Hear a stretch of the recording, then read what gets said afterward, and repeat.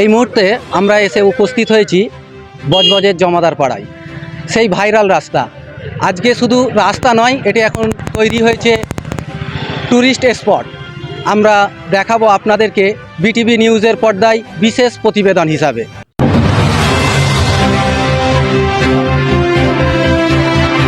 চারিদিকে শুধু সবুজ, আর মাঝখান দিয়ে চলে গেছে একটা স্বপ্নের রাস্তা।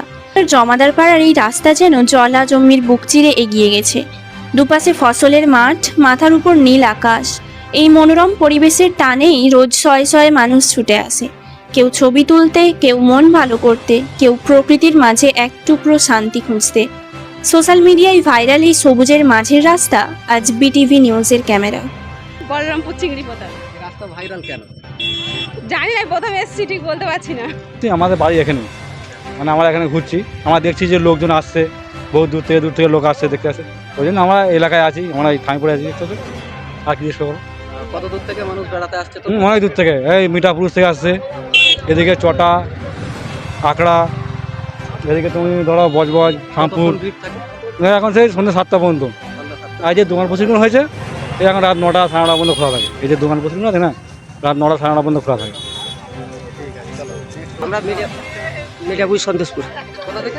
সন্তোষপুর মিডিয়াপুর। কখন এসছো? এই এসছি 10 মিনিট হচ্ছে।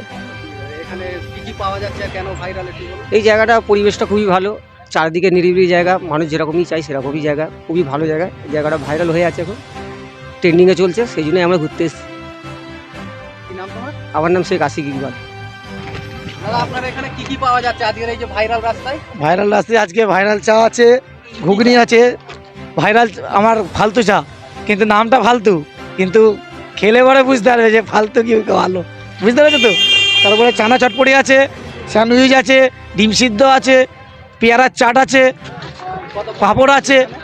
এখানে মোটামুটি ওই 5টা থেকে ছেলেরা আসে, মোটামুটি ইনকাম এসে আড্ডা মারে, মোটামুটি ইনকাম হয়।